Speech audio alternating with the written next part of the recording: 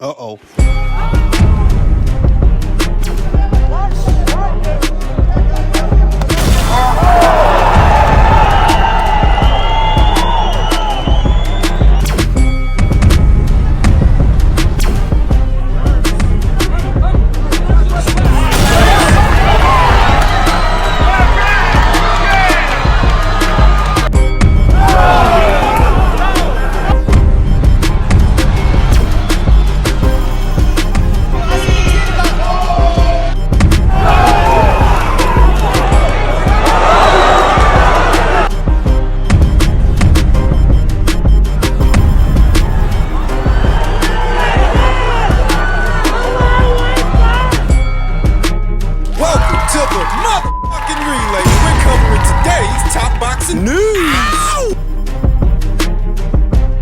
Okay, we'll start with this. Yesterday, Canada's own Carolyn Veyre was in action opposite the ring Gabriella Bouvier in Detroit, Michigan, as part of a Dimitri Salita promotion show. Dimitri Salita, who promotes a good number of fighters, most notably Clarissa Shields. Dimitri's got a broadcast deal with DAZN. He does a couple of shows every so often. And Carolyn Veyre was in action on one of his shows yesterday, won a points decision opposite the ring Gabriella Bouvier for what was a WBC International title. That's the WBC International Featherweight title. Featherweight. That's where Sky Nicolson reigns as full WBC champion. That's where Nina Menke's got the IBF. And Amendia Serranio's got the WBA and WBO titles. That is where Carolyn Veyre campaigns. Carolyn, who used to be promoted by group Yvonne Michel, otherwise known as Jim, they promote such fighters as Kim Clavel, Marie-Pierre Huel, and they used to promote Carolyn up until recently. Carolyn seems to have set her sights abroad. She's fighting in America now. So Carolyn suffered her first professional loss back in September, and she rebounded off that loss last night in Detroit, getting back in the winner's bracket and capping off this year off a win and not a loss, advancing to a professional record of 8 wins with 1 loss, no draws, no recorded knockouts, having never been knocked out in 9 professional bouts, and she appears to be going up the WBC route, working her way up those ranks. Carolyn Veyre, who fought about 5 times last year and 3 times this one. She keeps a good schedule of activity for a fighter that's not with a major promotional outfit. It's been a productive year for her, and she ended it on a high note because that WBC International title, trinket, bauble that it might be, it brings her one step closer to challenging for the full title that Sky Nicolson currently holds. Sky's supposed to be returning to action early next year on the undercard of George Kambosos' Matchroom debut in Australia, and Sky is said to be unifying titles with Nina Menke. We'll see if that checks out. It would appear that Carolyn Veyre is making her way to a Sky Nicolson fight, which is not surprising because it goes back to what I told you. Sky Nicolson is one of the 2 most recognized featherweights in the division, second only to Amendia Serranio, and that in and of itself paints a target on her back. Tack on that she's a world champion, she has a world title, that's all the more reason for a fighter like Carolyn to go after her. Now, she is a ways out from a Sky Nicolson fight, and there's already a mandatory installed in Tiaria Brown. She's in the queue. She's got first dibs. That is, unless Sky can land that unification match. Then Tiara would have to wait. I wouldn't mind seeing a Carolyn Veyre versus Tiaria Brown fight while Tiara waits for her title shot, her world title opportunity. I could go for that. It's not a bad fight. Maybe we get it. In any event, it appears that Carolyn is moving in the direction of Sky Nicolson, and I'm not the least bit surprised. Carolyn is a good fighter. How good is the question? It's not the end of the world that she suffered her first professional loss to Joanna Lopez, though it is telling. She did rebound. But it is telling when you're losing to fighters like that what your weaknesses are and what you need to work on. Sky Nicolson is a very hard target. Hard to get to, hard to hit with a clean punch. And if Carolyn were lucky enough to make it there and challenge Sky for the green and gold belt, I would edge the fight to Sky. I think Sky would do to Carolyn what she does to everybody. Stick and move, stay on the outside, and win on points. I'm not convinced Carolyn is the one to pry the green and gold belt away from Sky Nicolson, though that shouldn't stop her from trying. For now, congratulations to Carolyn for not only rebounding off her first professional loss, but capping off the year on a win and getting back on track. Elsewhere in the world of boxing, insights into what the coming year might hold for Matchroom, what we can expect, Eddie Hearn has said that he will be doing co-promotional shows with Frank Warren, separate to Riyadh season events, now that they both have broadcast deals with DAZN. He added that their shows will no longer clash with each other, for fear that the two biggest names in UK boxing doing a show the same weekend, one show might cannibalize the other. They're not going to be doing that anymore. Because they're not on rival platforms anymore. They're on the same platform. Thus, it benefits them both to work together. One weekend you might see a Matchroom show, the following weekend you see a Queensbury show. Resulting in a full schedule of fights throughout the month, throughout the calendar year. Every weekend you end up with something to watch. It really is a very adult way of doing business as opposed to what we see from Oscar De La Hoya, who is also on DAZN, but he seems to think he's in competition with Eddie Hearn, even though they're on the same platform. He's an idiot. And not a team player. This partnership, this bipartisanship we're seeing from Eddie and Frank was spawned by Turki El Sheikh's entry into the boxing sphere, and now as a result, they're going to be working together outside of Riyadh season, which is good news. There's that many more UK shows and that many more opportunities for UK fighters to get out there and show their shit. Show their stuff, and with that, DAZN has essentially cornered the market on British boxing, having both Matchroom and Queensbury shows on your platform. What about boxing? Uncertain future. We don't know that Sky will continue within the boxing sphere, having to compete with both Matchroom and Queensbury on DAZN. With just boxer shows. I don't know. Adding to that conversation and what Matchroom has planned for the coming year, Eddie Hearn let go of some preliminary intel. What the upcoming schedule is going to look like. So we will be announcing our schedule next week for the UK and the US. In the US, we will go Jan 25th, March the 8th, March the 15th, and April. In the UK, we will go either Jan 17 or Jan 25th. We will go Jan 31st. We will go Feb 15. We will go March 1st. We will go March 30th. There's a lot of shows to announce. From a UK perspective, obviously everyone knows that the potential Catterall Barboza fight. And Lewis Crocker against Paddy Donovan, which has now been ordered as a final eliminator for boot tennis, which is a big deal. Is obviously a fight that's in play. Dawn Smith's got to get out in a fight. Obviously, you've got the professional debuts. There's a really good next-gen card coming as well at the end of Jan. From a US perspective, Pacheco, Nelson, yes, we are in the negotiations with my old mate, Terence Crawford. It's going to be a lot of fun. That gets made. Obviously, you've got Belanga coming back. You've got Jerome Boot Tennis. He's going to be in a mega fight. So Matchroom has a lot of shows and a lot of announcements coming up. That's about 6 or 7 shows happening on British soil, and that addresses a need, a demand, if you will, because there has been growing concern that with Saudi's entry into the boxing sphere and funneling all the big names to that region of the world, it's been taking away from the UK boxing scene, and there's a growing demand for fights in the UK. This upcoming schedule and what they've got planned meets that demand, and that's just what you're getting from Matchroom. There's still more incoming from Queensbury. They already announced Nick Ball's next fight. He's going to be fighting TJ Doheny in March. Bit that grabbed my attention from that recent interview with Eddie Hearn is the Jack Catterall versus Arnold Barboza fight. They're set to be headlining a February DAZN show in Manchester. Jack Catterall and Arnold Barboza have agreed to square off in another risky non-title fight February 15th.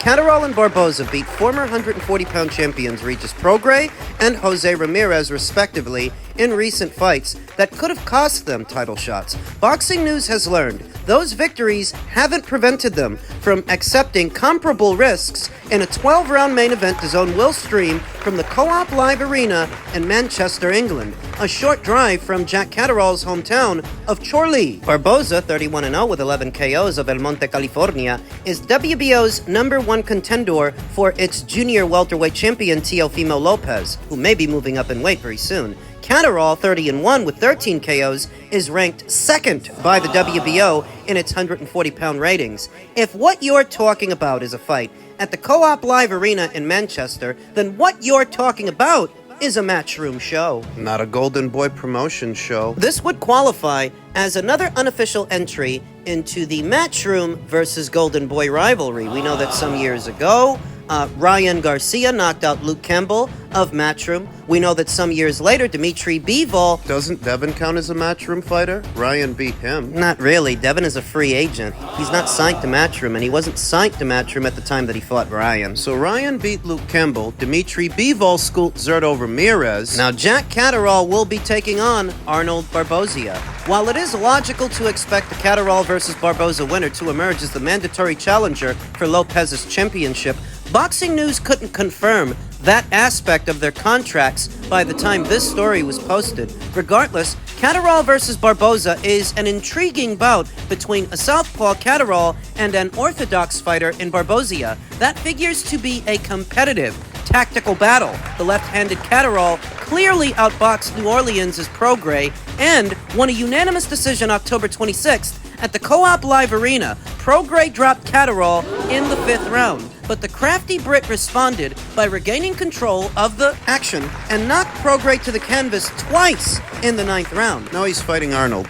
I've been more impressed with what I've been seeing from Jack than what I've been seeing from Arnold. I tried to give Arnold a chance, but this guy is a thoroughly underwhelming fighter. He was underwhelming at Top Rank, and he's still underwhelming now at Golden Boy. He was underwhelming when I saw him against the faded Jose Pedraza, and he was still underwhelming more recently when I saw him against Jose Ramirez! They're both boxers, Jack and Arnold. That means they're not artillery fighters. They're not action guys. They're thinkers. Cerebral. Jack will have home field advantage. He will be the house fighter under the house banner and the home fighter on UK soil. An uphill battle for Arnold Barboza. If he accepted this fight, he must be very confident. But I must have offered him a lot of money. It's not mutually exclusive. It could be both. To get him to travel, you know how much American fighters hate traveling.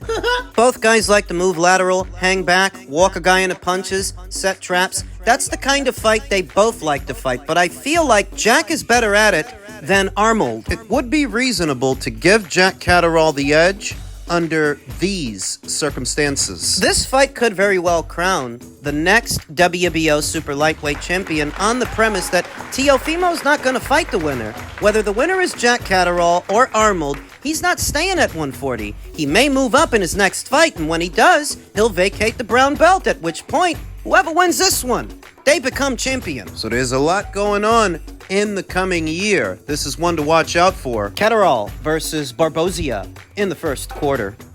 In men's heavyweight news, Eddie Hearn says Anthony Joshua's goal is to avenge the Daniel Dubois defeat.